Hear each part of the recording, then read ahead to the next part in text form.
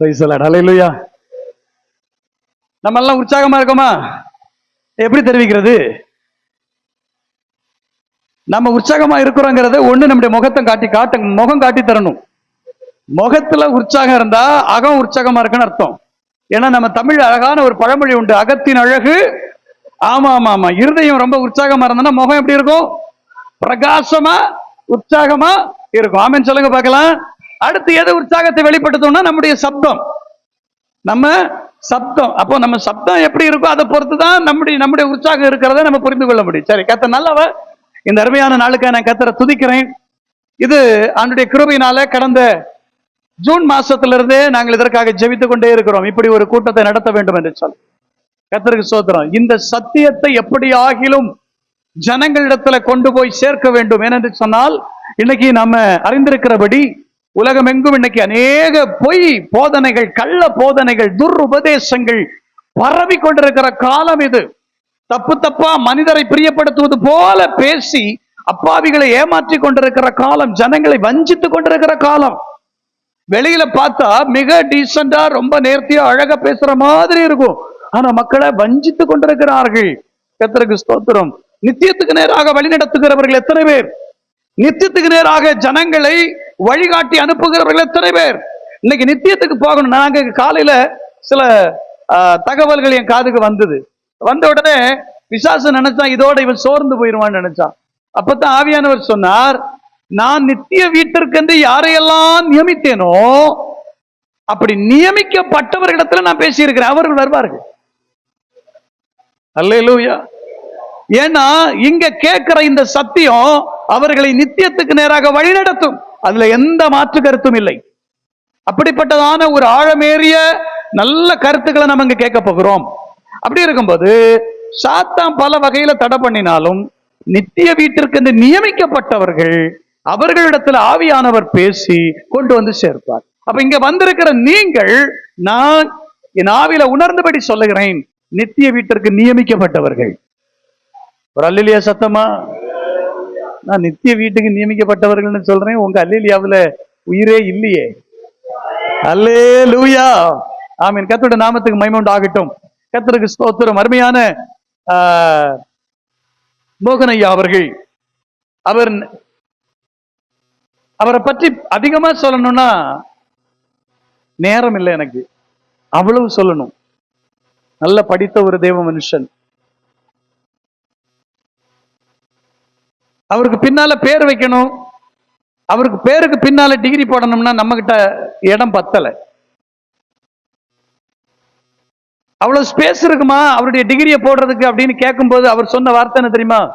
என் பேரும் வரக்கூடாது, என் போட்டோவும் வரக்கூடாது. இன்னைக்கு சரக்கே இல்லாட்டாலும் என் போட்டோ முன்னால நிக்கணும், பேர் ரொம்ப பெருசா நிக்கணும்னு தம்பட்டம் அடிக்கிறவர்களுடைய காலத்துல ஒரு தேவ மனுஷன் எழும்பி, என் பேரும் வரக்கூடாது, என் போட்டோ வரக்கூடாது, கர்த்தருடைய ராஜ்யம் மாத்திரம் கட்டப்படணும் என்று சொல்லி ராஜ்யத்தின் சிந்தையோடு இன்னைக்கு கர்த்தருடைய வார்த்தையை சுமந்து வந்திருக்கிற கர்த்தருடைய தாசனுக்காக நான் துதிக்கிறேன். அல்லேலூயா. கர்த்தருக்கு ஸ்தோத்திரம். நான் முத முறையா என்னுடைய சபையில பேசும்படி அவருக்கு ஒரு அழைப்பு கொடுத்தேன்.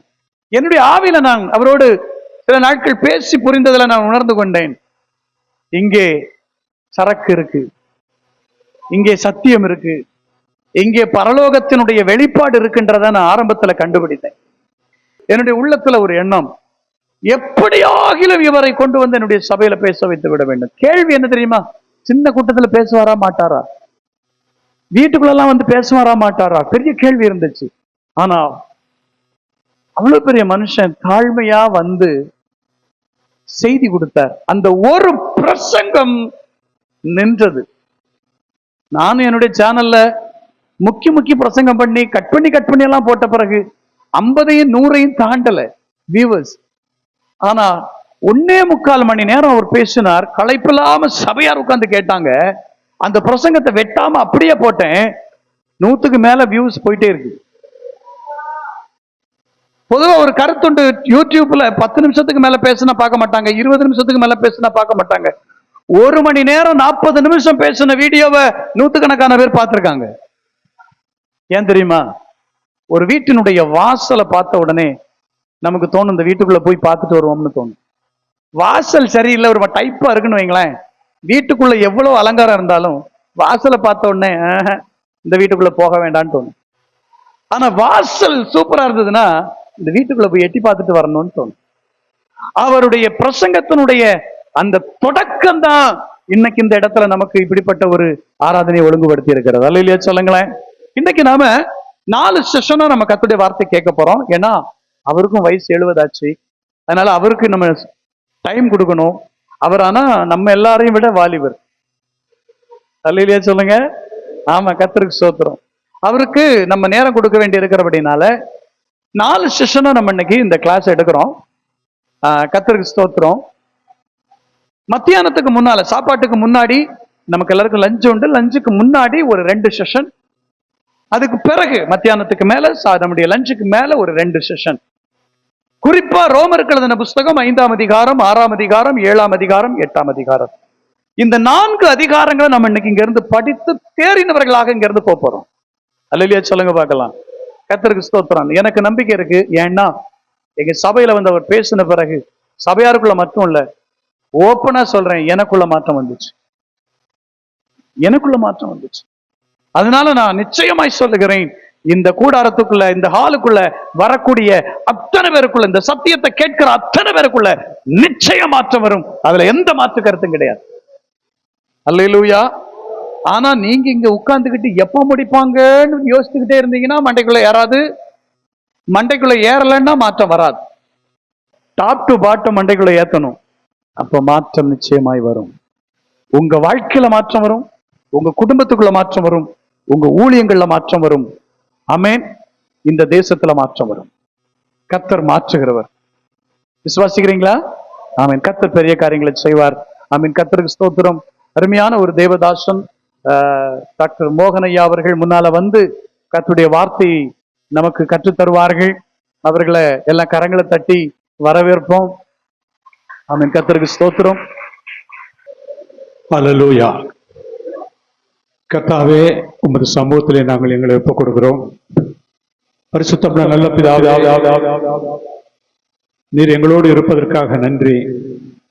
நீர் எங்களோடு பேசும் ஆண்டவரே, நாங்கள் கேட்கிறோம்.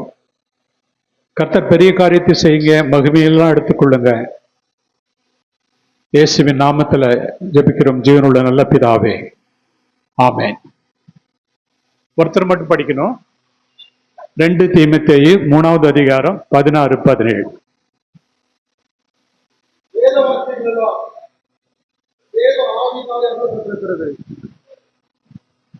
தேவனுடைய மனுஷன் சேருவனாகவும் எந்த நற்கிரியை செய்வ தகுதியுடனாகவும் இருக்கும்படியாக அவைகள் உபதேசத்துக்கும், கடிந்து கொள்ளுதலுக்கும், சீர்திருத்தலுக்கும், நீதியை படிப்பிக்குதலுக்கும் பிரயோஜனம் உள்ளதாக இருக்கிறது.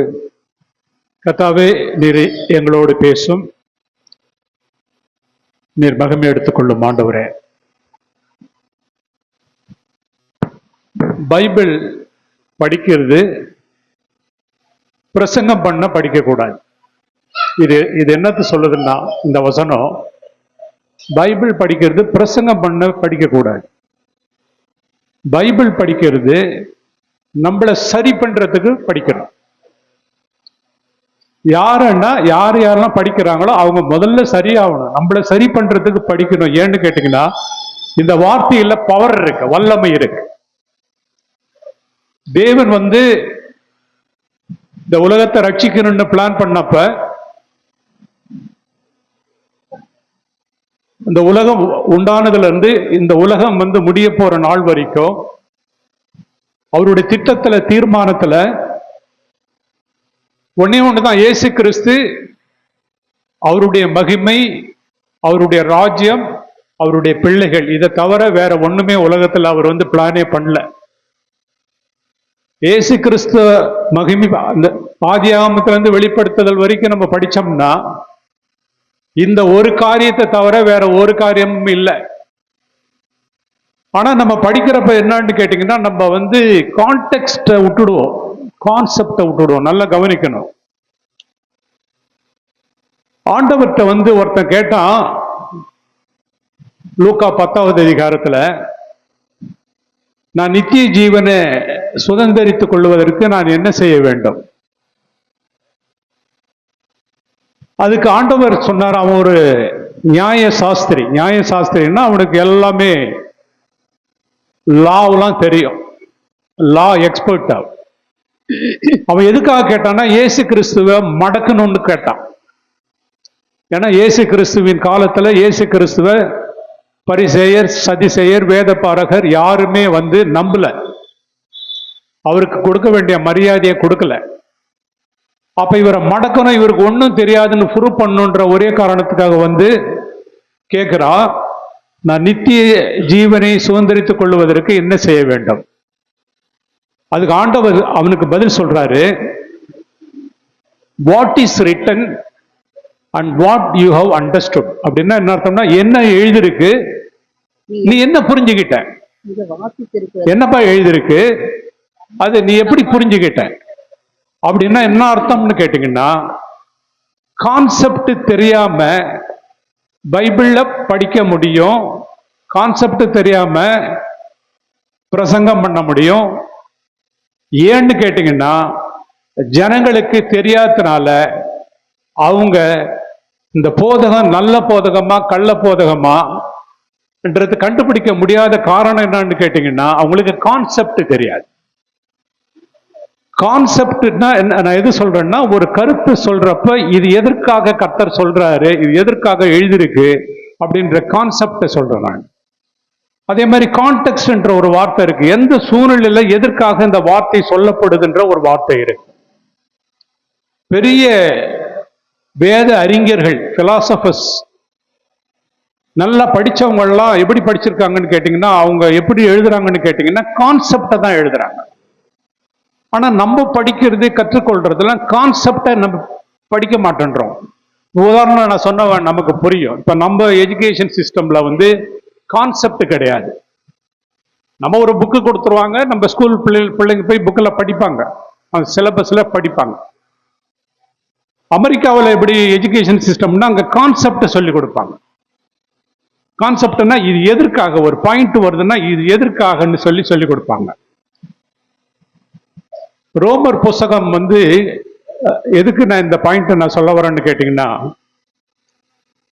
வேதத்துல 66 புக்கு எழுதின கர்த்தர் எழுதின ஆத்தர் கர்த்தர் தான்.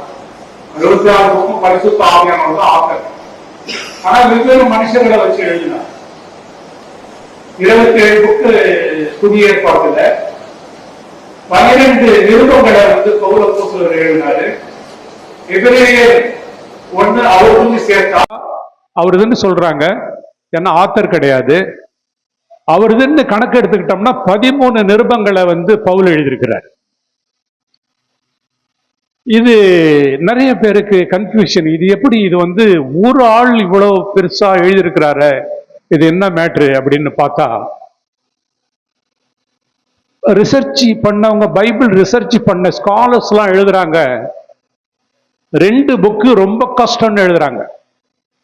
அதுல ஒண்ணு ரோமர் சொல்றாங்க, இன்னொன்னு பழைய ஏற்பாட்டுல தோரான்னா 5 ஆகம புஸ்தகத்தை எழுதினவங்க மோசே. 5 ஆகம புஸ்தகத்தை எழுதினதும் கஷ்டம், ரோமர் புக்கை எழுதினதும் கஷ்டம்னு நான் சொல்லல, பெரிய ஸ்காலர்ஸ் எல்லாம் சொல்றாங்க. அப்ப இதை ரிசர்ச் பண்ணி பார்த்தா இதுல என்ன இதுல இருக்குன்னு கேட்டீங்கன்னா, இந்த 2 பேர் எழுதினவங்களும்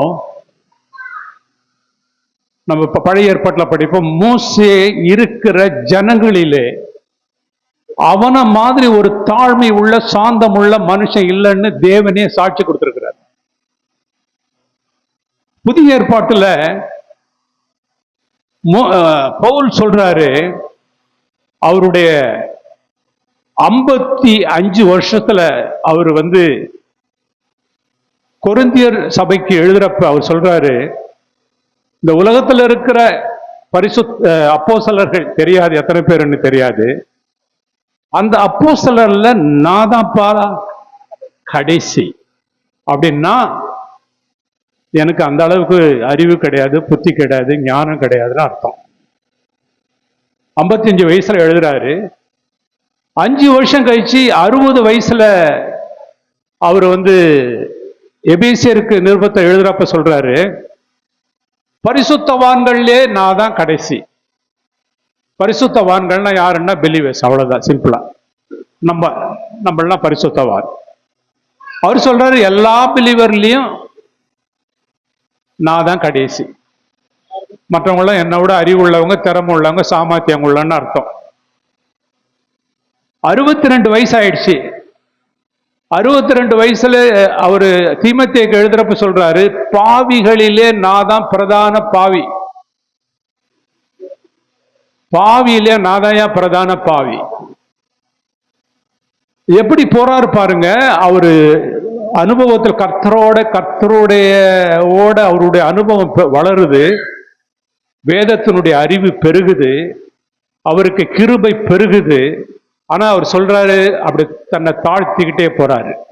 அதனால்தான் வேதம் சொல்ல, தாழ்மை உள்ளவனுக்கு தேவன் கிருபையை அதிகமாய் தருகிறார். அதனால இந்த 2 ஒற்றுமை இவங்கள்ட்ட இருக்கு. இன்னொரு 2 ஒற்றுமை இவங்கள்ட்ட இருக்கு. மோசே அந்த காலத்துல மிகப்பெரிய படிச்சவர். எகிப்து யூனிவர்சிட்டியில படிச்சவர். அவர் எகிப்து பல்கலைக்கழகம் அந்த காலத்துல சூப்பர் பவர். இன்னைக்கு அமெரிக்கா இருக்கிற மாதிரி அந்த நாட்கள்ல எகிப்து தான் சூப்பர் பவர். அங்க இருக்கிற யூனிவர்சிட்டியில சாதாரண ஆள்லாம் படிக்க முடியாது, அவர் படிச்சார். அதே மாதிரி பவுல் காலத்துல எப்படி படிச்சாருன்னு கேட்டீங்கன்னா, பவுல் அவர் காலத்துல கமாலியல் இன்ஸ்டிடியூட்ல படிச்சார். கமாலியல்கிட்ட போய் படிக்க முடியாது. கர்த்தர் பாருங்க, நல்ல ஆளுங்களை செலக்ட் பண்றாரு. அவருக்கு படிச்ச ஆள் தேவை ஊழியத்துக்கு. அதனால பவுல வச்சு எழுதுறாரு. அவர் எழுதிட்டு அவருடைய நிருபங்களை பற்றி பேதுரு எருசலேம் சபையில பில்லர். அவர் நம்பர் 1 அப்போஸ்தலர். அவர் தான் இயேசு கிறிஸ்துவுக்கு அடுத்தது நம்பர் 1 அப்போஸ்தலர். பேதுரு சொல்றாரு, இந்த பவுல் எழுதுறத புரியல, இவன் எழுதி படிக்கிறது கடினமா இருக்கு, இந்த உபதேசத்தை எல்லாம் கேட்டு தப்பு தப்பா பிரசங்கம் பண்ணி தப்பா போயிடுச்சுன்னு சொல்லி அதனுடைய அர்த்தம் என்னன்னா, அவ்வளோ டஃப்பா எழுதுறாருன்னு சொல்றாரு. அவர் சப்ஜெக்ட் எடுக்கிறப்ப அவ்வளோ டஃப்பான சப்ஜெக்ட் எடுக்கிறாருன்னு சொல்றாரு. சரி, இவர் எப்படி சொல்றாருன்னு கேட்டா, மார்ட்டின் லூத்தரை பற்றி தெரிஞ்சிருக்கணும். மார்ட்டின் லூத்தர்னு ஒரு பரிசுத்தவான கர்த்தர் எழுப்பலன்னு சொன்னா இன்னைக்கு இந்த பைபிள் நம்ம கையில கிடையாது. நமக்கு சத்தியம் தெரியாது. நம்ம என்ன பண்ணுவோம்னா, கத்தோலிக்க கோயில்ல போயிட்டு சர்டிபிகேட் வாங்குறதுக்கு வெயிட் பண்ணிட்டு இருக்கோம். அவர் என்ன பண்ணாரு, ஜெர்மன்ல இருந்து ரோமுக்கு வராரு. எதுக்கு வராருன்னு கேட்டீங்கன்னா, கத்தோலிக்க மதத்துல ஒரு பிராக்டிஸ் உண்டு. இறந்து போனவங்க பரலோக ராஜ்யம் போறதுக்கு முன்னால பர்கட்டேரி அந்த இடத்துல அவங்க இருக்கிறாங்களாம். அவங்க ஆவி ஒரு இடத்துல இருக்கான், உத்தரிக்கும் ஸ்தலம். அந்த ஸ்தலத்துல இருக்கிறவங்களுக்கு இந்த பூமியில இருக்கிறவங்க ஜெபம் பண்ணணுமா, சடங்கு செய்யணுமா.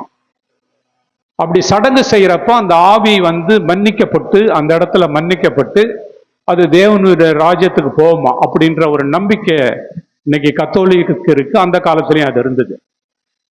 இவர் அந்த சபைக்கு, அந்த சர்ச்சுக்கு போறார், ரோமுக்கு சர்ச்சுக்கு போறார். அந்த சர்ச்சில், ஒரு கேத்தலிக் சர்ச்சில்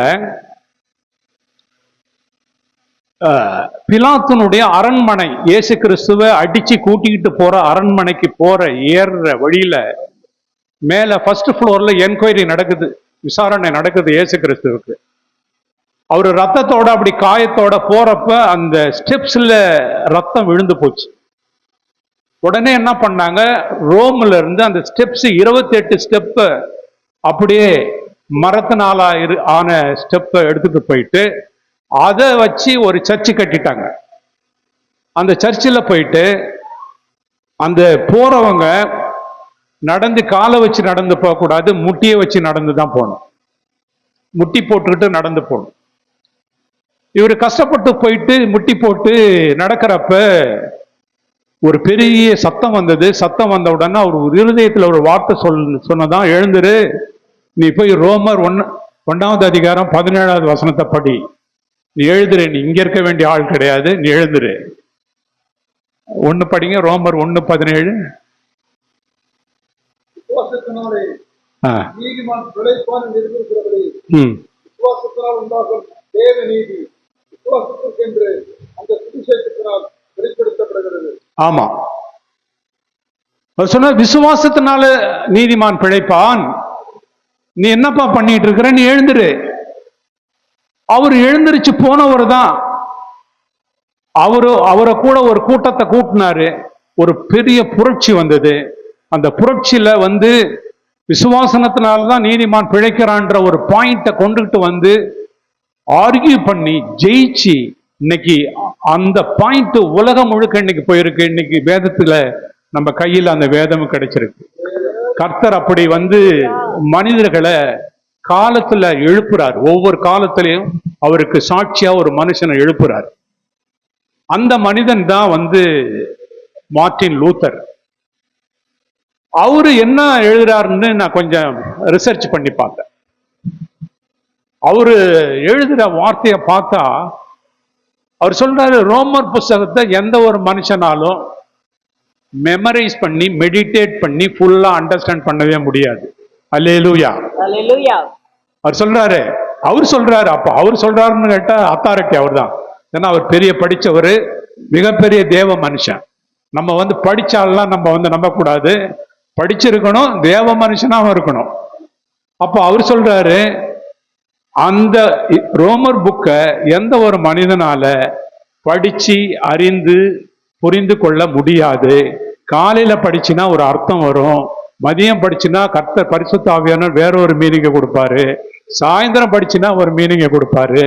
இதனுடைய ஆழத்தை அறிந்து கொள்ளவே முடியாதுன்னு சொல்லி அவர் ஒரு ரிவ்யூ எழுதியிருக்கிறார். அந்த ரோமர் புக்கை பற்றி ஒரு ரிவ்யூ எழுதியிருக்கிறார். இது நடந்த நிகழ்ச்சி, பிரசங்கம் பண்ணினார்னு சொல்லி ஒருத்தர் ஜெயிலில் போட்டாங்க பிரிட்டன்ல.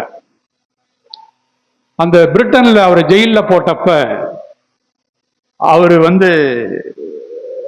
ஜெயிலுக்கு போன அப்ப அவங்களுக்கு ஒரு ஆப்ஷன் கொடுப்பாங்க. இவருக்கு 6 மாசம் சிறை தண்டனை. இவரை கேட்கறாங்க, உங்களுக்கு என்ன 6 மாசம் நீங்க உங்களுக்கு புக்கு தரோம், என்ன புக்கு வேணும்னு கேட்டாங்க. அப்ப இவர் சொன்னாரு 3 ஆப்ஷன் டிக் அடிக்கிறாரு. முதலாவது ஆப்ஷன் பைபிள், முழு பைபிள். 2வது ஆப்ஷன் புதிய ஏற்பாடு. 2வது ஆப்ஷன் ரோமர், அதாவது அந்த லெட்டர்ஸ் முழுக்க 1ல இருந்து 16 வரைக்கும். 3வது ஆப்ஷன் ரோமர் 5, 6, 7, 8ன்னு டிக் அடிச்சாராம். அப்ப ஜெயிலர் கேட்டாரா, நீ முதல் 2 கரெக்ட் பாம், நீ 3வது ஏன் டிக் அடிச்சேன்னு. அவர் சொன்னாரா, இல்லைங்க 6 மாசத்துல என்னால படிக்க முடியாது, அவ்வளவு பெரிய மிகப்பெரிய பொக்கிஷம் ரோமர் 5, 6, 7, 8. அது என்ன ரீசன், ஏன் அது நானும் ஒரு 8 மாசம் படிச்சு பார்த்தேன். இந்த 4 சப்ஜெக்டை ஒரு 8 மாசம் படிச்சு பார்த்தேன் நான். அது ரியலி வெரி டிஃபிகல்ட் சப்ஜெக்ட். ஏன் சப்ஜெக்ட் நான் சொல்றேன்னு கேட்டீங்கன்னா, கான்செப்ட் புரியலன்னு சொன்னா அந்த சப்ஜெக்ட் புரியாது. ஆனா தேவனாகிய கர்த்தர் இயேசு கிறிஸ்து இந்த பூமியில சொல்லி கொடுத்தப்ப அவரை மாதிரி யாராலையும் சொல்லிக் கொடுக்க முடியல. ஏன்னு கேட்டீங்கன்னா, அவர் பரிசுத்த ஆவியானவரால் நிரம்பி சொல்லி கொடுத்தார். ஸோ வேத வசனம் நம்ம எங்க கிடைக்குதோ நம்ம என்ன பண்ணிடணும்னா, நம்ம தாழ்மையா போயிடணும் ஃபர்ஸ்ட் அதை கற்றுக்கொள்றதுக்கு. 2வது வி ஷுட் பி டீச்சபிள்னு சொல்லும் பைபிள்ல, இங்கிலீஷ்ல. டீச்சபிள்னா நமக்கு எங்கெங்கெல்லாம் சான்ஸ் கிடைக்குதோ கத்துக்கணும். அந்த கத்துக்க தவறிட்டோம்னா அதுக்கு ஏன்னு கேட்டீங்கன்னா, பரிசேயர் சதிசேயர் வேதப்பாரகர்லாம் இவர்கிட்ட ஆர்கியூ பண்ணாங்களே தவிர இவர்கிட்ட கத்துக்கணுன்ற ஆர்வம் அவங்களுக்கு இல்லவே இல்லை. ஸோ ரோமர் புஸ்தகம் வெரி இம்பார்ட்டன்ட் புக்கு. அதனுடைய கான்செப்ட் நம்ம புரியலன்னு சொன்னா அந்த புரியவே புரியாது. நம்ம கான்செப்ட் புரிஞ்சிடுச்சுன்னா ரொம்ப ஈஸி. அது நீங்க நான் 6 மாசம் கத்துக்கிட்டதை நீங்க 6 மணில கத்துக்கலாம். கான்செப்ட் தான் ரொம்ப முக்கியம். நான் திரும்பி திரும்பி கான்செப்ட் ஏன் முக்கியன்ற நான் ஒரு எக்ஸாம்பிள் சொன்னா உங்களுக்கு புரியும். சொல்றேன் ஒரு எக்ஸாம்பிள். 1980 வந்து நம்ம நாட்டுல ஃபேமிலி பிளானிங் ப்ரோக்ராம்லாம் நடத்துனாங்க 1980. அப்ப குடும்ப கட்டுப்பாடு. கவர்மெண்ட் ஆபீஸ்ல வேலை செய்யறவங்க ஒரு ஆளை பிடிச்சிட்டு போய் கொடுக்கணும், இல்லாட்டி என்ன சம்பளம் கொடுக்க மாட்டாங்க. பணம் கொடுப்பாங்க, 500 ரூபா பணமா தெரியல, ஏதோ அரிசிலாம் கொடுப்பாங்க அந்த காலத்துல, கம்பல்சரி அது 5 கிலோ அரிசி கொடுப்பாங்க. அப்ப என்ன பண்ணாரு அந்த ஹெல்த் இன்ஸ்பெக்டர், ஒரு டிஸ்ட்ரிக்ட் ஹெல்த் இன்ஸ்பெக்டர் என்ன சொன்னாரு, நம்ம கவர் பண்ணணும்னு சொன்னா நம்ம வந்து என்ன பண்ணணும், ஒரு டாக்குமெண்ட்ரி ஃபில்ம் ஒவ்வொரு ஊர்லயும் போடணும், ஒரு படத்தை காமிச்சு குடும்ப கட்டுப்பாட்டை நம்ம ஜனங்கள்கிட்ட கொண்டுட்டு போனோம், அதனுடைய அவசியத்தைன்னு சொல்லி ஒரு டாக்குமெண்ட்ரி ஃபில்ம் தயார் பண்ணாங்க. அந்த ஃபில்ம் என்னன்னு கேட்டீங்கன்னா, படத்தை கொண்டு வந்து போடுறாங்க, ஒவ்வொரு கிராமத்திலையும் போடுறாங்க. அது எப்படின்னா, மழை பெய்யுது, ஒரே ஒரு குழந்தை உள்ள ஒரு அம்மா ஒரு கொடையை பிடிச்சிக்கிட்டு அந்த குழந்தை நனையாம அந்த பஸ்ல ஏற்றி விட்டுருச்சு, ஸ்கூல் பஸ்ல. அடுத்தது ஒரு அம்மா 3 குழந்தையோட ஒரு கொடையோட வருது. நமக்கு நல்லா தெரியும், ஒரு கொடை 3 பிள்ளைங்கன்னா எல்லாம் பாதி நனைஞ்சு போயிடுவாங்க. இவங்க பாதி நனைஞ்சு போயிட்டு கஷ்டப்பட்டு அந்த பிள்ளைங்களை அந்த பஸ்ல எழுதுறாங்க. இதான் டாக்குமெண்ட்ரி ஃபில்ம். இப்ப இது ஜனங்க புரிஞ்சுக்கிட்டாங்கன்னு சொல்லி கேட்குறாங்க. என்ன கேட்குறாங்கன்னா, இதுல இருந்து நீங்க என்ன கத்துக்கிட்டீங்கன்னு. அப்போ ஒருத்தர் எழுந்திருச்சு சொன்னாரு, ஒரு வீட்டுல ஒரு ஆள் இருந்தா ஒரு குடை வேணும், 2 ஆள் இருந்தா 2 குடை வேணும், 3 ஆள் இருந்தா 3 குடை வேணும். அப்புறம் இன்னொருத்தர், சரி யாராவது கரெக்டா சொல்லுவாங்களான்னா இன்னொருத்தர் கை தூக்குனாரு. அவரு சொன்னாரு, அவரு சொன்னது கரெக்ட், 3 பேர் இருந்தா 3 குடை வேணும், ஆனா அது கவர்மெண்டே கொடுக்கணும்னாரு. இப்ப கருத்து எடுத்துட்டு போனது வேற, அவங்க புரிஞ்சுக்கிட்டது வேற. அதான் கான்செப்ட் நான் சொல்றேன். பைபிள் கான்செப்ட் என்னன்னு கேட்டீங்கன்னா, நம்ம பைபிள் கான்செப்ட் தெரியலன்னு சொன்னா நம்மளால அதை அறிந்து கொள்ளவே முடியாது. பெரிய படிப்பாளிங்க, அவர் PhD படிச்சிருக்கிறாரு, சாரி, பைபிள் நீங்க எந்த கெமிஸ்ட்ரி பிசிக்ஸ் படிச்சு நீங்க பெரிய ஆள் ஆயிடலாம், பைபிள் படிச்சு யாரும் பெரிய ஆளாக முடியாது, பரிசுத்த ஆவியானவர் சொல்லி கொடுத்தார் ஒழிய. அதுக்கு கர்த்தரே சொல்லுவாரு. 2 கொரிந்தியர் 3வது அதிகாரத்துல நம்ம படிப்போம், படிச்சவன் பரிசுத்த ஆவியை பெற்றுக்கொள்ளாத ஒரு மனிதன் புக்கை எடுத்து லா ஆஃப் மோசஸ படிச்சான்னா அதுல முக்காடு இருக்கான். இட் இஸ் வெயில்டு அப்படின்னா முக்காடு இருக்கு. பரிசுத்த ஆவியானவர் அந்த முக்காடை எடுத்து போடும் பொழுது அது புரியுது. அப்படின்னா என்ன அர்த்தம்னா, யாரு நான் பெரிய படிச்ச ஆளு, நான் பைபிளை படிச்சு அறிஞ்சது கொள்ளனா சான்ஸே கிடையாது, அந்த மாதிரி ஒரு ஆப்ஷனும் கிடையாது. கர்த்தர் அப்படி செய்யவே மாட்டார். கர்த்தர் பரிசுத்த ஆவியானவருக்குள்ள நம்ம தாழ்மையா போய் பைபிளை கத்துக்கிட்டோம்னா அதுல நல்ல நம்ம தேவன் ஆவிக்குரிய காரியங்களை நமக்கு நல்லா புரிஞ்சு கொடுப்பாரு. அதை கர்த்தராகிய ஆண்டவர் செஞ்சு காமிச்சார். இந்த பூமியில அவர் மனுஷனா வாழ்ந்தாரு, ஆனா அவர் பரிசுத்த ஆவியானவர்களை நிரப்பப்பட்டதுனாலதான் அவரால் ஒரு மிகப்பெரிய வல்லமையான ஊழியத்தை செய்ய முடிஞ்சது. மிகப்பெரிய ஊழியக்காரர். அவருடைய சபையில 11 பேர் தான் இருந்தாங்க. அவர் உயிர் தெழுந்த பிறகு 500க்கு மேல பேர்பட்ட பார்த்தாங்க. ஆனா மேல் வீட்டில் எத்தனை பேர் கூடுனாங்க? மீதிலாம் எங்க போனாங்க? உயிர் தெழுந்த இயேசுவை பார்க்கறாங்க. இயேசு உயிரோட எழுந்து 40 நாளா 500க்கு மேற்பட்டவங்களுக்கு அவர் தம்மை வெளிப்படுத்துறார். ஆனா வெளிப்படுத்துறப்ப அன்னைக்கு பெந்தெகோஸ்தே நாளில கூடியிருக்கிறப்ப 120 பேர் தான், மீதி 380 பேரை காணும். இந்த பிரச்சனை என்னன்னு கேட்டீங்கன்னா, மாம்சத்துல நம்ம இருக்கிற வரைக்கும் நம்ம தேவனுடைய காரியத்தை மாம்சத்துல அறிந்து கொள்ள முடியாது, புரிந்து கொள்ள முடியாது. அதுக்கு ஒரு உதாரணம் இதுதான். இப்ப நம்ம கான்செப்டுக்கு போறோம், ரோமனுடைய கான்செப்டுக்கு நம்ம போறோம். அவர் சொல்றாரு, இது பியூரஸ்ட் காஸ்பல்னு சொல்றாரு.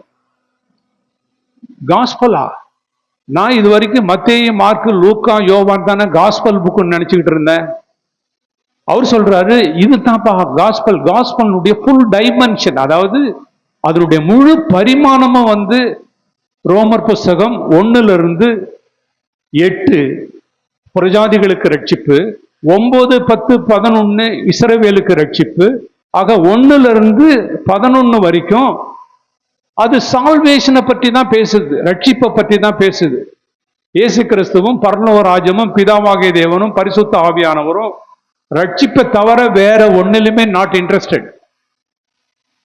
இப்ப நம்ம ரட்சிப்பையே புரிஞ்சுக்கலன்னு வச்சுக்கல, ரட்சிப்புன்னா என்னன்னு எனக்கு தெரியல அப்படின்னா நமக்கு கான்செப்டே அடிபட்டு போடும், நம்மளால ஒண்ணுமே புரிஞ்சு கொள்ள முடியாது. முதல்ல வந்து சால்வேஷன்னா என்ன? இயேசு கிறிஸ்து பூமிக்கு வந்தார். இயேசு கிறிஸ்துவுக்கு மோர் தென் 250 நேம்ஸ் இருக்கு. பைபிள்ல இயேசு கிறிஸ்துவுக்கு 250 பேரு நேம்ஸ் இருக்கு. அவருக்கு பேரு சில பேர்லாம் சொன்னா நீங்க நம்ப மாட்டீங்க. இஸ் அவர் எல்டர் பிரதர் இருக்கா? ஆமா, அது நிறைய பேர் நம்ப மாட்டாங்க. அது இயேசு கிறிஸ்து தேவன், அவர் எல்டர் பிரதர்லாம் கிடையாது. அவர் அந்த அளவுக்கு வந்து அவர் ரேங்கை இறக்காதீங்க. அப்படி அவருக்கு அதிகமா நேம் இருக்கு. அதுல ஒரு நேம் வந்து இம்பார்ட்டன்ட். அவருக்கு இயேசு என்று பெயரிட வேண்டும், ஏனெனில் அவர் தங்களுடைய ஜனங்களின் பாவத்திலிருந்து அவர் ரட்சிப்பார். அங்கதான் ஸ்டார்டிங் பாயிண்ட், சால்வேஷனுடைய ஸ்டார்டிங் பாயிண்ட். இயேசு கிறிஸ்து எதுக்காக வந்தார்னு கேட்டீங்கன்னா, அவருக்கு வேண்டியவர்களுக்கு, அவரால் தெரிந்து கொள்ளப்பட்டவர்களுக்கு, அவர்களுக்கு ரட்சித்து அவங்கள தேவனுடைய ராஜ்யத்துக்கு கொண்டுட்டு போகணுன்ற ஒரே பர்பஸை தவிர வேற எதுக்கும் அவர் வரல. ஸோ சால்வேஷன் வந்து 3 டென்ஸ்ல இருக்கு. சால்வேஷன் சொல்றது 3 டென்ஸ்னா கடந்த காலம், நிகழ்காலம், எதிர்காலம். நம்மளுடைய தேவன் நம்மளை ரட்சித்தார். தேவன் நம்மளை ரட்சித்துக் கொண்டிருக்கிறார். தேவன் நம்மளை ரட்சிப்பார். நான் 20 வருஷத்துக்கு முன்னால ரட்சிக்கப்பட்டேன் அப்படின்னு அவங்க ஏதாவது சொன்னாங்கன்னா, அவங்க என்ன சொல்ல தவறிட்டாங்கன்னா, ஐ பிகேன் டு பி சேவ்டு. நான் ரட்சிப்பின் பாதையை தொடங்கினேன். நான் 20 வருஷத்துக்கு முன்னால என்னுடைய ரட்சிப்பின் பாதையை தொடங்கினேன். இப்ப நான் ரட்சிக்கப்பட்டு கொண்டிருக்கிறேன். என்னைக்கு? அனுதினமும் ரட்சிக்கப்படணும். ரட்சிப்புன்றது ஒரு ஒன் டைம் கிடையாது, அது அனுதினமும் ரட்சிக்கப்படணும். ஒரு நாள் உண்டு, தேவன் வருவாரு, என்னை எடுத்துக்கொள்வார்னு சொல்லி ரோமர்ல படிக்கிறோம், கொரிந்தியர்ல வந்து ரட்சித்து கொண்டிருக்கிறார்னு படிக்கிறோம், எபேசியர்ல ரட்சிக்கப்பட்டோம்னு படிக்கிறோம். எபேசியர் 2வது அதிகாரம் 8வது வசனம் படிக்கிறப்ப நம்ம வந்து கிருபையினாலும் விசுவாசத்தின் மூலம் ரட்சிக்கப்பட்டோம். கொரிந்தியர்ல நம்ம ரட்சிக்கப்பட்டு கொண்டிருக்கிறோம். ரோமர்ல 9ல நம்ம ரட்சிக்கப்படுவோம்னு எழுதியிருக்கு. அப்ப 3 காலத்துல ரட்சிப்ப வருது. இப்ப வந்து இந்த ரட்சிப்பினுடைய இத 3ஆ பிரிக்கணும். ரட்சிப்பு, நான் ரட்சிக்கப்பட்டேன்னா என்ன, நான் ரட்சிக்கப்பட்டு கொண்டிருக்கிறேன்னா என்ன, நான் ரட்சிக்கப்படுவேன்னா என்னன்னு தெரியலன்னு சொன்னாவே நமக்கு டேஞ்சர். அது நமக்கு சத்தியத்தை நீங்கள் அறிவீர்கள், சத்தியம் உங்களை விடுதலையாக்கும். ஏன் இன்னைக்கு விடுதலை ஆகாம இருக்காங்கன்னு கேட்டீங்கன்னா, சத்தியம் தெரியாது. அவங்களுக்கு தெரியாது. ஏதோ ஒண்ணு படிக்கிறாங்க, ஏதோ ஒண்ணு புரிஞ்சுக்கிறாங்க, ஏதோ ஒரு அண்டர்ஸ்டாண்ட் பண்ணிக்கிறாங்க, அவங்க தப்பாவே போயிடுறாங்க. ஸோ சால்வேஷன் என்று சொல்றது 3 பிரிஞ்சு இருக்கு. இப்ப வந்து இதை ரொம்ப நம்ம கவனமா கவனிக்கணும். எப்படி கவனிக்கணும்னு கேட்டீங்கன்னா, புதிய ஏற்பாட்டு சபையை சேர்ந்த நம்மளுக்கு எப்படி ரட்சிப்பு, பழைய ஏற்பாட்டு பரிசுத்தவான்களுக்கு எப்படி ரட்சிப்பு. பழைய ஏற்பாட்டு பரிசுத்தவான்களுக்கு ரட்சிப்பு விருத்த சேதனம் உள்ளவர்களை விசுவாசத்தினாலும், விருத்த சேதனம் இல்லாதவர்களை விசுவாசத்தின் மூலமாயும். என்ன டிஃபரன்ஸ் இதுக்கு? Saved by faith and saved through faith அப்படின்னா என்ன அர்த்தம்? அப்படின்னா அதுக்கு மீனிங் இருக்கு.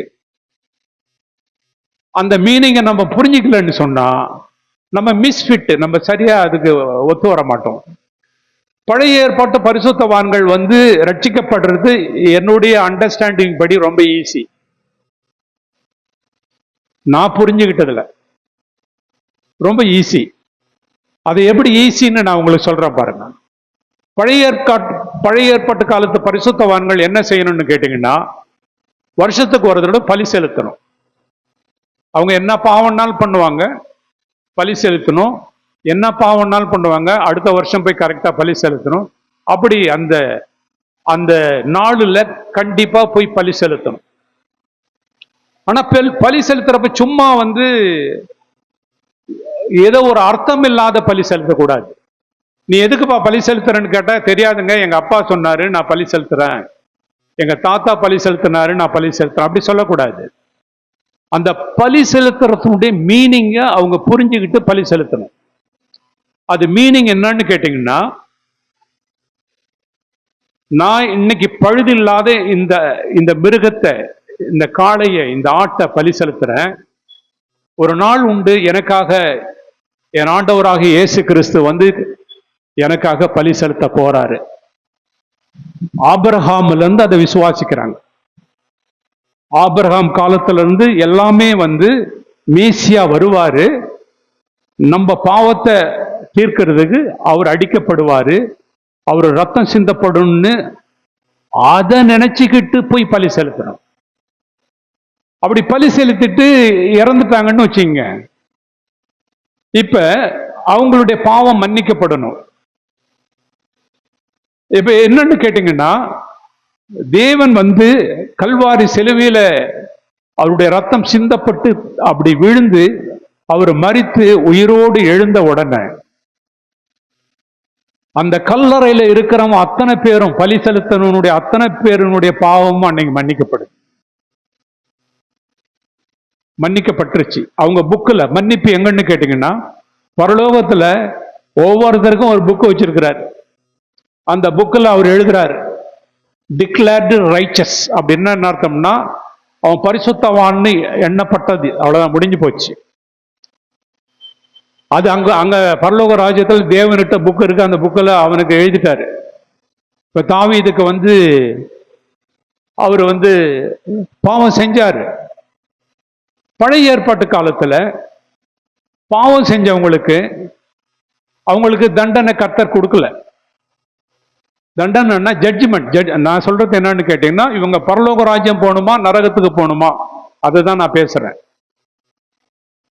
தாவீது பாவம் செஞ்சுட்டு கொடூரமான பாவம் செஞ்சாரு, விபச்சாரம் பண்ணாரு, கொலை பண்ணாரு. பிரச்சனை என்னன்னு கேட்டீங்கன்னா, நாத்தான் தீர்க்கதரிசி போய் அவரை கர்த்தர் உன் பாவத்தை மன்னிச்சிட்டாருன்னு சொல்லிட்டாரு. இது ரொம்ப டேஞ்சரஸ் ஸ்டேட்மெண்ட். இது பழைய ஏற்பாட்டு காலத்திலையும் சரி, கிரிட்டிக்ஸ்னா தேவனுக்கு விரோதமா பேசுறது நம்பர் 1 யாரு? கிரிட்டிக்ஸ் சாத்தான். சாத்தானுக்கும் சாத்தானுடைய பிள்ளைகளுக்கும் இது பிடிக்காது. எது பிடிக்காதுன்னு கேட்டீங்கன்னா, அவர் கொலை பண்ணி இருக்கிற மனுஷன், ஒரு இன்னொருத்தனுடைய மனைவியை விபச்சாரம் பண்ண ஒரு மனுஷன், அந்த மனுஷனை நீங்க எப்படி நான் பாவத்தை மன்னிச்சிட்டேன்னு எப்படி சொல்ல முடியும்? இப்ப தேவனுக்கு அது ஒரு டெயிண்ட். அது டெயிண்ட்னா கரை. இப்ப ஏன் நான் சொல்றேன்னு கேட்டீங்கன்னா, இஸ்ரவேல் ஜனங்கள் மோசேயிட்ட கர்த்தர் சொல்றாரு, ஜனங்களை விடுதலை பண்ணிட்டு போய் எனக்கு ஆராதனை செய்யணும், நீ போய் பேசணும். யாருகிட்ட பேசணும்? பார்வோன்கிட்ட பேசணும். இவர் போய் சொல்றாரு, இஸ்ரவேலின் தேவனாகிய கர்த்தர் அனுப்பிச்சாரு, அவரு சார்பா நான் பேசுறேன். அவன் சொல்றான், அப்படின்னா யாரு எனக்கு தெரியாது. யார தெரியாது? அவர் யாருப்பா? அவர் சொல்றத நான் என்ன கேட்கணும்? இந்த தேசத்துக்கு நான் ராஜா, அவர் யாரு எனக்கு தெரியாது. கர்த்தர்லாம் அவர் சொல்றதெல்லாம் அதெல்லாம் இந்த கூப்பிட்டு சூப்பர்வைசரை கூப்பிட்டு, இந்த ஆளுங்களுக்கெல்லாம் வேலை கிடையாது, இவனுக்கு அடிஷ்னல் வேலை கொடுங்க, இன்னிலேருந்து 100 கல்ல 200 ஆக்கு, அவன் வைக்கோல் நீ கொடுக்காத, அவனே போய் வைக்கோலை பறிச்சுக்கிட்டு வரட்டும், இவனுக்கு தேவன் சொல்றான் நமக்கு தெரியாத. இதான் நான் சொன்ன கிரிட்டிக்ஸ். தேவனை எல்லாமே கிரிட்டிசைஸ் பண்றாங்க. அந்த காலத்துல இருந்து இந்த காலம் வரைக்கும், எந்த காலம் வரைக்கும் தேவனுக்கு விரோதமா பேசுறவங்க கிறிஸ்தவங்களே சொல்றேன் நான். இன்னைக்கு யெகோவா விட்னஸ் என்ன சொல்றாங்க? இயேசு கிறிஸ்து அவர் மனுஷன்றாங்க. லேட்டர் டே செயின்ட்னு ஒரு குரூப் வந்திருக்கு, தெரியுமா உங்களுக்கு? கடைசி காலத்து பரிசுத்தவான்கள், லேட்டர் டே செயின்ட்ஸ். சைதாப்பேட்டையில சர்ச் இருக்குது. அவங்க என்ன சொல்றாங்க? கிறிஸ்தவங்க எத்தனை கல்யாணம்னாலும் பண்ணிக்கலாம், எல்லாம் நீங்கள் கடவுள்ன்றாங்க. லேட்டர் டே செயின்ட்ஸ் என்ன சொல்றாங்க? 10 லட்சம் 20 லட்சம் 30 லட்சம் கடவுள் இருக்கான். அவங்க கிறிஸ்டியன் சொல்றேன் நான். கிறிஸ்து ஆன்டி கிரைஸ்ட்னு நம்ம படிக்கிறோம். அந்தி கிறிஸ்து, இந்த அந்தி கிறிஸ்துவனுடைய ஆவி இப்பொழுதே கிரியை செய்யுதுன்னு படிக்கிறோம். இது இப்ப இல்லை, அப்பறந்தே இது இந்த மாதிரியான ஒரு கூட்டம் எழும்பிக்கிட்டு தான் இருக்கு, தேவனுக்கு விரோதமா பேசுறது. இன்னைக்கு சயின்ஸ் என்ன சொல்லுது? கிறிஸ்டியன் சயின்ஸ்னு ஒரு குரூப் இருக்கு, அதை விட ஒரு மோசமான குரூப்பே கிடையவே கிடையாது. ஸோ கிறிஸ்தவங்களே கிறிஸ்துவுக்கு விரோதமா பேசுற நாட்கள்ல அந்த டெயிண்ட் இருக்கு. இவர் நீதிபரர்னு நிரூபிக்கணும். யாரும் நிரூபிக்கணும் நீதிபரர்னு?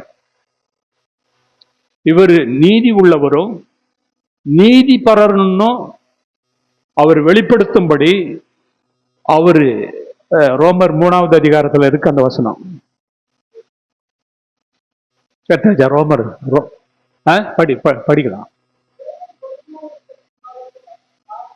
ம் ம் ம் ம் ம் ம் ஆமா, அவருக்கு ஒரு பிரஷர் வந்துருச்சு. என்ன பிரஷர்னா, அவர் நீதிபரர், அவரு நீதி செய்யறவர், ஜஸ்ட் அண்ட் ஜஸ்டிஃபயர். அப்படின்னா என்ன அர்த்தம்னா, அவர் நீதி உள்ள தேவன், அவரு நீதியை நடப்பிக்கிற தேவன். இப்ப கொஸ்டின் என்ன வருதுன்னு கேட்டீங்கன்னா, நம்மளுக்கு வந்து ஜஸ்டிபிகேஷன் தெரியும். ஜஸ்டிபிகேஷன் நீதிமான் ஆக்கப்படுறது.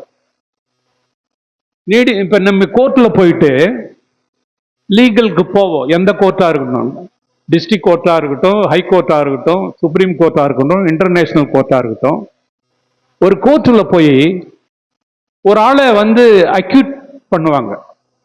அக்யூட்னா அவரை விடுதலை பண்ணிடுவாங்க. எப்படி பண்ணுவாங்கன்னு கேட்டீங்கன்னா, அவர் மேல சாட்டப்பட்ட குற்றத்துக்கு சாட்சி இல்லாட்டினா அவரை விடுதலை பண்ணிடலாம்.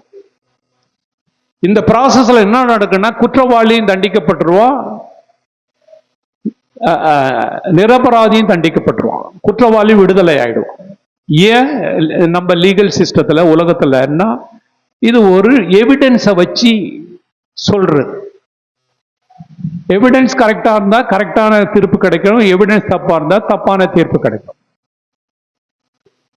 ஆனா பரலோக ராஜ்யத்துல ஒரு கோர்ட் இருக்கு, அந்த கோர்ட்ல எல்லா எவிடன்ஸும் ரெக்கார்ட் ஆகிட்டு இருக்கு, ஆன்லைன் ரியல் டைம்.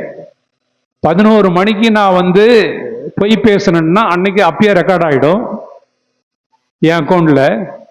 11:25 நான் பெருமையா பேசணும்னா 11:25 ரெக்கார்ட் ஆகிடும்.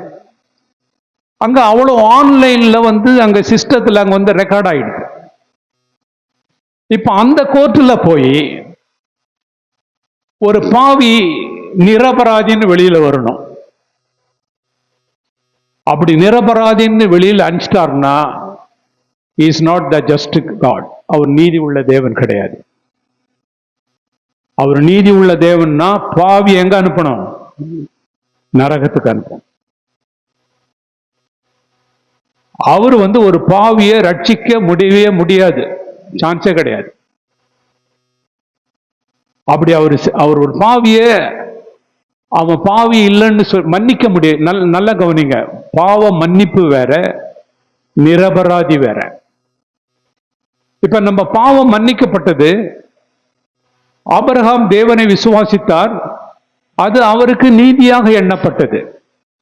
அது அவருக்காக மாத்திரமல்ல, நமக்காகவும் எழுதப்பட்டிருக்கிறது. அப்ப பாவியே நீதிமான் ஆக்குறாருன்னு சொன்னா விசுவாசிக்கணும், அதுல ஓகே, விசுவாசிச்சிட்டேன்னா நான் பாவியா தானே இருக்கிறேன். நான் விசுவாசிச்சிட்டேன், நான் ஞானஸ்தானம் எடுத்துட்டேன், ஆனா எனக்கு பாவம் இருக்கு. நம்ம பாவம் இல்லைன்னு சொன்னோம்னா நம்ம பொய் பேசுறோம்னு அர்த்தம்னு யோவான் எழுதுறாரு. பொய் பேசுறோம்னு எழுதுறாரு. தேவனால் பிறந்தவன் எவனும் பாவம் செய்யான்னு சொல்ற தமிழ் டிரான்ஸ்லேஷன் தப்பு. கரெக்ட் ஹீப்ரு வேர்டுல எப்படி வருதுன்னு கேட்டா, அவன் பாவத்தில் நிலைத்திருப்பதில்லை. அப்ப பாவத்துல நிலைத்து ஒரு பாவியை ரட்சிக்கப்பட்டுட்டோம்னு சொன்னோம்னா எப்படின்னு கேட்டீங்கன்னா, ஒரு மனிதன் ரட்சிக்கப்படும் பொழுது, அவன் நீதிமான ஆகும் போது அவனுக்கு தேவன் ரட்சிப்பின் வஸ்திரத்தை கொடுக்கிறார். அல்லேலூயா. ரட்சிப்பின் வஸ்திரம்னா என்னன்னு கேட்டீங்கன்னா, நமக்கு எல்லாம் தெரியும், கல்யாண வீட்டுல ராஜா வீட்டு விருந்து, அழைத்தவங்க எல்லாம் யாரும் வரல. என்னப்பா இடம் காலியா இருக்கு, சந்துல பொந்துல இருக்கிற ஆளுங்கெல்லாம் கூட்டிட்டு வாங்கன்னு அனுப்பிச்சு விட்டாங்க ராஜா வீட்டுல. அங்கிருந்து போயிட்டு உள்ள வந்தவங்களுக்கு என்ன கொடுத்தாங்க? கல்யாண வஸ்திரம். ஆனா இவர் பிச்சைக்காரன், தெருவில் பிச்சை எடுத்துட்டு இருக்கிறவரு. இப்ப ராஜா விட்டு அரண்மனைக்கு வர்றப்ப எப்படி போகணும்? ராஜா வீட்டு வஸ்திரம் தரிச்சு போகணும். இயேசு கிறிஸ்துவ நம்மளை பார்க்கிறப்ப நம்மளை பார்க்கல, அந்த ட்ரெஸ்ஸை பார்க்கிறாரு, நீதியின் வஸ்திரம். அந்த நீதியின் வஸ்திரத்தை பார்க்கிறப்ப அவர் என்ன சொல்றாரு? Declared riches. அவ்வளவுதான், முடிஞ்சு போச்சு. நீ நீதிமான். ஏன்னா நான் நீதியின் வஸ்திரத்தை இயேசு கிறிஸ்துவனால நான் நீதிமான். என்னால கிடையாது. நான் ஒரு அயோக்கியன், எதுக்கும் லாக்கில்லாதவன், துன்மார்க்கன்.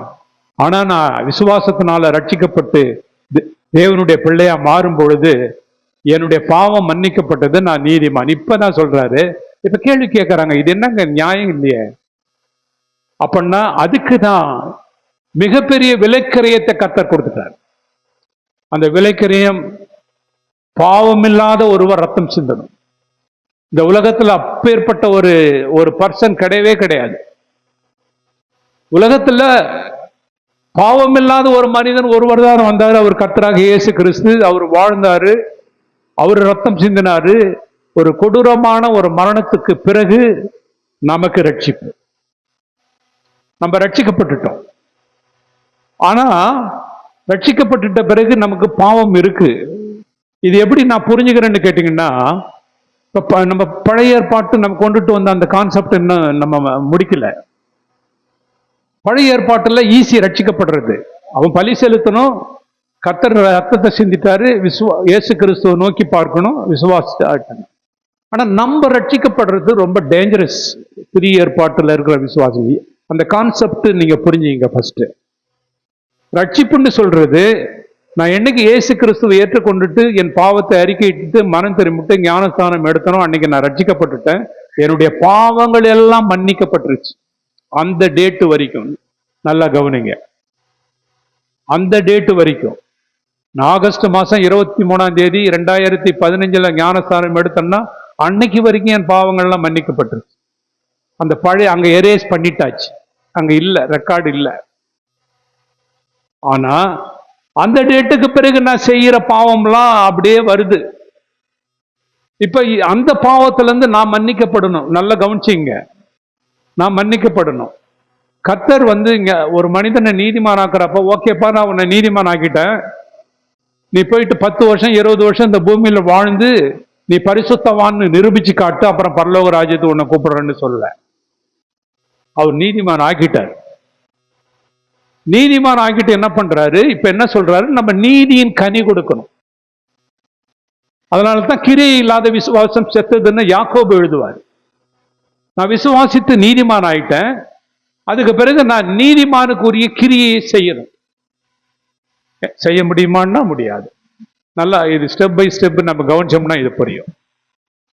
அப்ப இது என்னங்க, இப்ப எனக்கு இந்த பூமியில 25 வருஷம் எனக்கு வாழ்க்கை இருக்குன்னா நான் 25 வருஷமும் நான் பரிசுத்தமா வாழ்ந்து கனி கொடுக்கணும். நான் எங்கேயாவது மிஸ்டேக் பண்ணிட்டேன்னா போச்சு, ரிஸ்க் எனக்கு ரொம்ப அதிகமா இருக்கு. பழைய ஏற்பாட்டில் அப்படி இல்லை. அவங்க ஒன் டைம் அவங்க பாவம் மன்னிக்கப்பட்டுருச்சு, அவங்க பரலோக ராஜ்யத்துக்கு இயேசு வர்றப்ப அவங்க எழுந்திரிச்சிருவாங்க, போயிடுவாங்க, அவ்வளவுதான், முடிஞ்சு போச்சு. ஆனா புதிய ஏற்பாட்டில் அப்படி இல்லை. என் பாவம் மன்னிக்கப்பட்ட பிறகு கூட நான் டெய்லி வந்து என்னை சுத்தம் பண்ணிக்கிட்டு இருக்கணும். ஆண்டவர் இயேசு சொன்னாரு, குளிச்சவன் சுத்தமா இருக்கிறான், ஆனா காலை கழுவணும்டான்னாரு. அதுக்கு என்ன அர்த்தம்னு கேட்டீங்கன்னா, நம்ம டெய்லி பாவம் பண்ணிடுவோம், நம்ம டெய்லி பரிசுத்தமாகணும். அந்த ரெஸ்பான்சிபிலிட்டி நமக்கு தான் இருக்கு. இது நடந்துகிட்டு இருக்கிறது. மூணாவது ஒரு நாள் உண்டு, இயேசு கிறிஸ்து மத்திய ஆகாயத்துல வருவாரு, மரித்தவர்கள் முதலாவது எழுந்திருப்பாங்க, உயிரோட இருக்கிறவங்க எழுந்திருப்பாங்க, போயிடுவாங்க.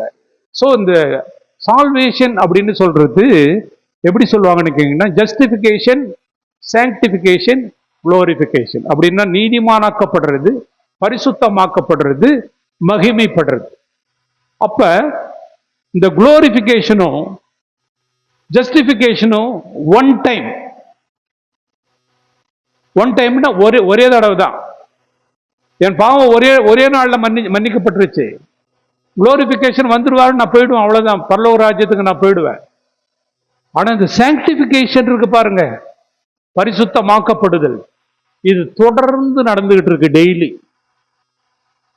அப்ப யாருக்கு ரிஸ்க் அதிகம்னு கேட்டீங்கன்னா, புதிய ஏற்பாட்டில் இருக்கிறவங்களுக்கு ரொம்ப ரிஸ்க் அதிகம். ஏன்னு கேட்டீங்கன்னா, நம்ம பரிசுத்தமா டெய்லி நம்மளை செக் பண்ணிக்கணும். லெப்பர் குஷ்டரோகி ராத்திரியில போயிட்டு அவங்க காலை முதல்ல பார்த்துட்டு கழுவி சுத்தம் பண்ணிக்கிட்டு எண்ணெய் பூசி துணியை சுத்திக்கிட்டு படுக்கணும். அப்படி இல்லாட்டினா எலி காலை கடிச்சிடும். அவர் கண்டிப்பா செய்ய வேண்டியது, தூங்குறதுக்கு முன்னால என்ன பண்ணணும்னு கேட்டீங்கன்னா, அவர் காலை சுத்தம் பண்ணணும். அதே பிசினஸ் தான் நமக்கு.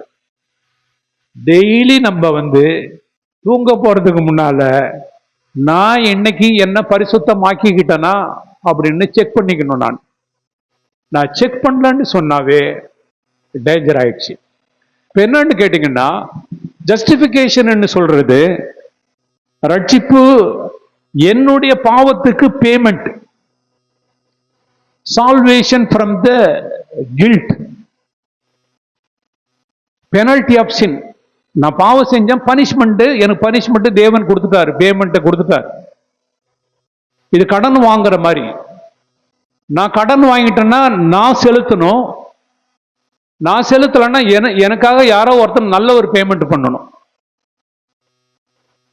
இந்த நாட்கள்ல இவருடைய காலத்துல கடன் வாங்கினவங்களை கடன் கொடுத்த உடனே, இப்ப நாங்கள் உங்கள்கிட்ட ஒரு 1000 ரூபாய் கடன் வாங்கிட்டேன், நீங்க ஒரு கடையில இருக்கீங்க, உங்கள்கிட்ட ஒரு 1000 ரூபாய் கடன் வாங்கிட்டேன், நான் கடன் வாங்கிட்டேன்னு உங்களுக்கு எழுதி கொடுப்பேன், இன்வாய்ஸ்.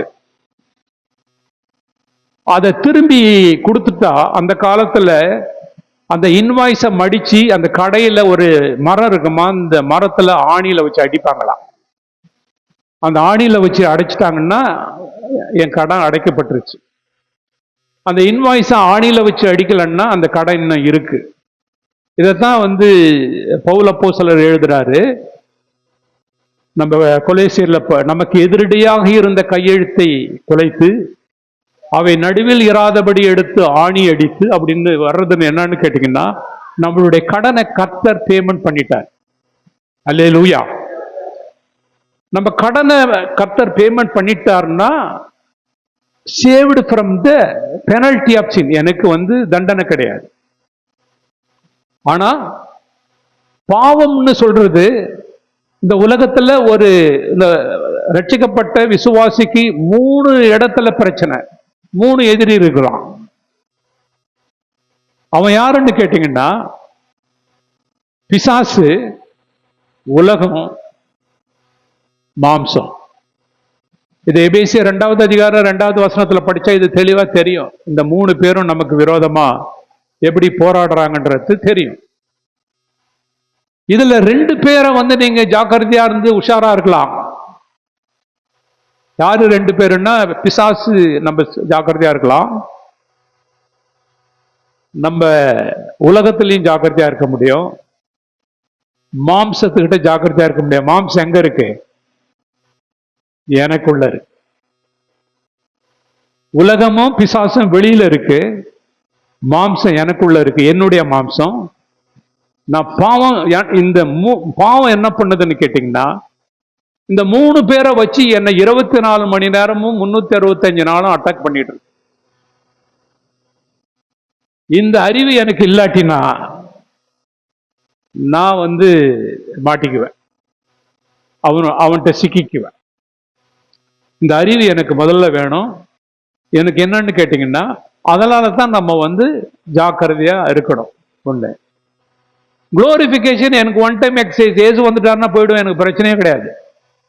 அப்ப ரட்சிக்கப்பட்ட விசுவாசிகள் அனுதினமும் நம்ம ரொம்ப கவனமா இருக்கிறது என்னன்னு கேட்டீங்கன்னா, இந்த பரிசுத்தம் ஆகுதல் கவனமா இருக்கணும். இது salvation from the power of sin, பாவத்தினுடைய வல்லமையிலிருந்து ரட்சிப்பு. பாவத்தினுடைய பிரசன்ஸ், அதுல இருந்து ரட்சிப்பு, குளோரிபிகேஷன். நான் பரலோக ராஜ்யம் போயிட்டேன்னா எனக்கு அங்க பாவமே கிடையாது, யாருமே அங்க பாவம் செய்ய மாட்டாங்க. அங்க யாரும் பொய் பேச வேண்டிய அவசியமும் இல்லை, யாரும் அங்க திருட வேண்டிய அவசியமும் இல்லை, தேவனை போல மாறிடும். அப்ப இந்த சால்வேஷனுக்கு ரொம்ப இம்பார்ட்டன்ட் இந்த 3 கருத்தை ரோமர் புஸ்தகம் 5, 6, 7, 8 மாத்திரம் தான் சொல்லுது. இந்த புக்கை தவிர வேற எந்த புக்கிலுமே இந்த சால்வேஷனுடைய அந்த லைஃப் சைக்கிள்னு சொல்லுவாங்க. இதை அந்த சால்வேஷனுடைய ஆரம்பத்துல இருந்து முடிவு வரைக்கும் ரோமர் 5, 6, 7, 8 சொல்லு. இப்ப ரட்சிப்பு சொல்லிட்ட பிறகு ரோமர் 5 நம்ம படிப்போம். ரோமர் 5 நம்ம படிக்கிறப்ப ரோமர் 5 இருந்து 11 வரைக்கும் ஒருத்தங்க யாராவது படிங்களா? விசுவாசத்தினாலே நீதிமான்களாக்கப்பட்டிருக்கிறபடியால் நம்முடைய கர்த்தராகிய இயேசு கிறிஸ்து மூலமாய் தேவனிடத்தில் சமாதானம் பெற்றிருக்கிறோம். அவர் மூலமாய் நாம் இந்த கிருபையில் பிரவேசிக்கும் ஸ்லாக்கியத்தை விசுவாசத்தினால் பெற்று நிலை கொண்டிருந்து தேவ மகிமையை அடைவோம் என்கிற நம்பிக்கையினாலே மேன்மை பாராட்டுகிறோம். அது மாத்திரமல்ல, உபத்திரவம் பொறுமையையும், பொறுமை பரீட்சையையும், பரீட்சை நம்பிக்கையையும் உண்டாக்குகிறது என்று நாங்கள் அறிந்து உபத்திரவங்களிலேயும் மேன்மை பாராட்டுகிறோம். மேலும் நமக்கு அருளப்பட்ட பரிசுத்த ஆவியினாலே தேவ அன்பு நம்முடைய இருதயங்கள் ஊற்றப்பட்டிருக்கிறபடியால் அந்த நம்பிக்கை நம்மை வெட்கப்படுத்தாது. அன்றியும் நாம் பலனற்றவர்களாய் இருக்கும் போதே குறித்த காலத்தில் கிறிஸ்து அக்கிரமக்காரராக மரித்தார். நீதிமானுக்காக ஒருவன் மரிக்கிறது அரிது, நல்லவனுக்காக ஒருவேளை ஒருவன் மரிக்க துணிவான். நாம் பாவிகளாய் இருக்கையில் கிறிஸ்து நமக்காக மரித்ததினாலே தேவன் நம்மேல் வைத்த தமது அன்பை விளங்க பண்ணுகிறார். இப்படி நாம் அவருடைய இரத்தத்தினாலே நீதிமான்களாக்கப்பட்டிருக்க கோபாக்கினைக்கு நீங்களாக அவராலே நாம் ரட்சிக்கப்படுவது அதிக நிச்சயமாமே. நாம் தேவனுக்கு சத்துருக்களாய் இருக்கையில் அவருடைய குமாரனின் மரணத்தினாலே அவருடனே ஒப்புரவாக்கப்பட்டோமானால், ஒப்புரவாக்கப்பட்ட பின் நாம் அவருடைய ஜீவனாலே ரட்சிக்கப்படுவது அதிக நிச்சயமாமே. அதுவும் அல்லாமல் இப்பொழுது ஒப்புரவாகுதலை நமக்கு கிடைக்க பண்ணின நம்முடைய கர்த்தராகிய இயேசு கிறிஸ்து மூலமாய் நாம் தேவனை பற்றியும் மேன்மை பாராட்டுகிறோம். இந்த 1 to 11 வரைக்கும் நம்ம ரட்சிக்கப்பட்டுட்ட பிறகு நமக்கு என்ன பெனிஃபிட் கிடைச்சிருக்கு, நமக்கு என்ன ஆசீர்வாதம் ரட்சிப்புல கர்த்தர் கொடுத்திருக்கிறாருன்னு படிச்சுட்டு வந்தோம். தேவனிடத்துல சமாதானம் பெற்றிருக்கிறோம், தேவனிடத்துல அவருடைய கிருபையை பெற்றிருக்கிறோம், அவரிடத்துல சேரும் ஸ்லாக்கியத்தை பெற்றிருக்கிறோம். இப்படி என்ன பெனிஃபிட் நம்ம ரட்சிக்கப்பட்டோன்றத சொல்லியிருக்கு. ஆனா ஆக்சுவலி இதனுடைய டார்க் ஸ்பாட்னு ஒண்ணு சொல்லுவாங்க. டார்க் ஸ்பாட்னா என்னன்னு கேட்டீங்கன்னா, நம்ம கடையில வைரம் வாங்க போறோம்னு வச்சுங்களேன். அந்த கடையில போன உடனே அந்த கவுண்டர்ல என்ன பண்ணுவாங்கன்னா, வைரத்தை எடுத்து வைக்க, டைமண்ட் எடுத்து வைக்க மாட்டாங்க. அவங்க என்ன பண்ணுவாங்க தெரியுமா யாருக்காவது?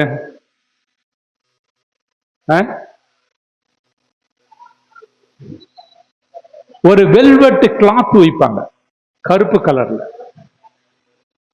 அந்த வெல்வெட் கிளாத் வச்சு அந்த வெல்வெட் கிளாத் மேலதான் வைரத்தை வைப்பாங்க. ஏன்னு கேட்டீங்கன்னா, அதனுடைய குளோரி அதுல தான் தெரியும், அதனுடைய மகிமை அதுல தான் தெரியும். அப்ப டார்க் ஸ்பாட்டை பார்க்காத பிரைட் ஸ்பாட்டை நம்ம பார்த்தோம்னாவே இது எப்பேற்பட்ட ஒரு ரட்சிப்புன்றது நமக்கு ஏன்னு கேட்டீங்கன்னா, நமக்கு இந்த ரட்சிப்பினுடைய அருமை தெரியாதனாலதான் நம்ம இவ்வளோ ரொம்ப பேக்வேர்டா இருக்கிறது காரணமே என்னன்னு கேட்டீங்கன்னா, இந்த ரட்சிப்பினுடைய அருமை தெரிய டார்க் ஸ்பாட்டை தான் பார்க்கணும். டார்க் ஸ்பாட் என்னன்னு கேட்டீங்கன்னா, அந்த 12 இப்போ 12 மட்டும் படிங்க, தான் டார்க் ஸ்பாட். அதுல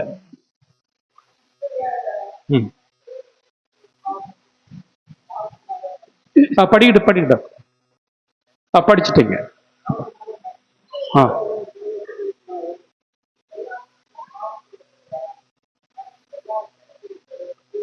ஆமா, இத ரிசர்ச் பண்ணிருக்காங்க. இந்த பிஹெச்டி தீசிஸ் பண்றவங்க, தியாலஜில பைபிள் பிஹெச்டி பண்றவங்க படிப்பாங்க. பிஹெச்டி பண்றவங்க எப்படின்னு கேட்டீங்கன்னா, அவங்களே சொந்தமா ஒரு கான்செப்ட் எழுதணும். யாராவது எழுதினதை காப்பி பண்ணிலாம் கொடுத்தா ஒத்துக்க மாட்டாங்க. அது யுஎஸ் யூனிவர்சிட்டிலாம் ஒத்துக்கவே மாட்டாங்க. அங்க நீங்க புதுசா எதையாவது ஒண்ணு நியூ டைமென்ஷன்ல புதுசா திங்க் பண்ணி கொண்டுட்டு வர.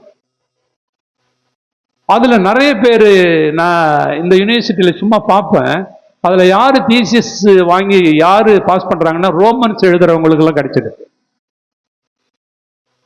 ரோமன்ஸ் எழுதுறவங்களுக்கு பிஹெச்டி வாங்கிடுறாங்க ஈஸியா. மற்றபடி அப்போ சிலர் அந்த மாதிரி புக்கில் எழுதுறவங்களுக்குலாம் அவ்வளோ ஈஸியாக கிடைக்க மாட்டேங்குது. அப்படின்னா ஒரு நியூ தாட்டை கொண்டுட்டு வரணும். அப்போ அவங்களுடைய சாமர்த்தியம் கிடையாது. அவங்கெல்லாம் நிச்சயமா எப்படி ஜபம் பண்ணுவாங்கன்னு நான் கற்பனை பண்ணி பார்க்குறேன். கர்த்தர் வெளிப்படுத்தலைன்னா வராது. இந்த டார்க் ஸ்பாட் என்னன்னு கேட்டீங்கன்னா, இருளு, பாவம். இந்த பாவம் இருக்கிற வரைக்கும் தேவன் ஒரு மனிதனோட உறவாட முடியாது. மிகப்பெரிய சிக்கல் இதுல அடங்கி இருக்கு. இந்த 12ல பாவம் இருக்கு, மனுஷன் இருக்கிறான். அந்த தீசிஸ் எழுதினவங்க எழுதியிருக்கிறாங்க. நான் ஒரு தீசிஸ் படிச்சு பார்த்தேன், அவங்க எழுதியிருக்கிறாங்க. அவங்க என்ன பண்றாங்கன்னா, ரோமன்ஸ 1ல இருந்து 5:11 வரைக்கும் ஃபர்ஸ்ட் செக்ஷனா எடுக்கிறாங்க. 5:12 இருந்து 8வது அதிகாரம் கடைசி வசனம் வரைக்கும் செகண்ட் செக்ஷனா எடுக்கிறாங்க. அவங்க எடுத்து சொல்றாங்க. என்ன சொல்றாங்கன்னு கேட்டீங்கன்னா, ஃபர்ஸ்ட் செக்ஷன்ல சின்ஸ் ப்ளூரல்ல வருது, பாவங்கள். செகண்ட் செக்ஷன்ல இங்க ஆரம்பிக்குது 5:12 பாவம். அப்ப இந்த பாவத்துக்கும் பாவங்களுக்கும் என்ன பிரச்சனை, என்ன எப்படி நம்ம இதை அடையாளம்? சில சமயத்துல தமிழ்ல நமக்கு டிரான்ஸ்லேஷன் நமக்கு சரியா வராது. பாவங்கள் ப்ளூரல்ஸ்ல சின்ஸ் இருக்கு, இங்க சின்னு இருக்கு. என்னன்னு கேட்டீங்கன்னா, பாவங்கள்னு சொல்றது நம்ம டெய்லி அன்றாட செய்யற பாவம். நான் செய்யற பாவம், நீங்க செய்யற பாவம், நம்ம செய்யறது, நம்ம டெய்லி செய்யறோம், அதெல்லாம் பாவங்கள். இந்த பாவம்னு சொல்றது ஒரிஜினல் சின், ஆதாம் செஞ்ச பாவம். இங்க இருந்து வர்றதெல்லாம் சின்னு வருது, அதுக்கு முன்னால எல்லாம் சின் வருது. அப்ப பாவங்கள் மன்னிக்கப்படுறதுக்கு இயேசு கிறிஸ்துனுடைய ரத்தம் மன்னிக்கும். பாவத்தை இயேசு கிறிஸ்துனுடைய ரத்தம் மன்னிக்காது. நல்ல கவனிங்க. சின் அப்படின்னு சொன்னா அந்த சின்னரை சிலுவையில் அடிக்கணும். சின்னு சொன்னா இயேசு கிறிஸ்துனுடைய ரத்தம் தான் டீல் பண்ணும். நான் என்னுடைய பாவங்களை, நான் தனிப்பட்ட முறையில செஞ்ச பாவத்தை டீல் பண்றது இயேசு கிறிஸ்து சிலுவையில் சிந்தின ரத்தம். எனக்கு ஒரு நேச்சர் உள்ளுக்குள்ளேயே இருக்கு, அது ஆதாமுகிட்ட இருந்து அப்படியே வருது. எங்க தாத்தா இறந்திருந்தாருன்னா நான் இந்த பூமியில இல்லை. கரெக்டா? எங்க தாத்தா 20 வயசுல இறந்திருந்தாருன்னு வச்சுங்களேன், குழந்தைய பெற்றுக்காத, நான் இன்னைக்கு இந்த பூமியில இருக்க மாட்டேன். எங்க தாத்தா இருந்ததுனால, எங்க அப்பா இருந்ததுனால நான் இப்படி ஜெனரேஷன் டு ஜெனரேஷன் அந்த ஜீன்ஸ் வருது. அதுக்கு பேர் தான் சின். சிங்குலர்ல சொல்றது பாவம். அதனால்தான் ஒரு குழந்தை, 5 வயசு குழந்தை கோவப்படுது, பொய் பேசுது. எப்படி 5 வருஷத்துக்கு குழந்தை யாருக்கு ட்ரைனிங் கொடுத்தா? யாரும் ட்ரைனிங் கொடுக்கல. பொய் பேசுறதுக்கு யாரும், திருடுறதுக்கு ஸ்கூல்ல பென்சிலை திருடுது, யாரு இது சொல்லி கொடுத்தா? பக்கத்துல இருக்கிற பேக்ல இருக்கிற பென்சிலை ஒரு குழந்தை திருடுது, யாரும் கொடுக்கல. அது பை டிஃபால்ட், பை நேச்சர் அந்த பாவம் அப்படியே வருது. அது வருதுன்னா அதுக்கு ட்ரீட்மெண்ட் வேற, இதுக்கு ட்ரீட்மெண்ட் வேற. இந்த கான்செப்ட் புரியலன்னு சொன்னா நம்ம தடுமாறிடுவோம். அதுக்கு தான் இந்த பாயிண்ட்டை நான் கொண்டுட்டு வரேன்.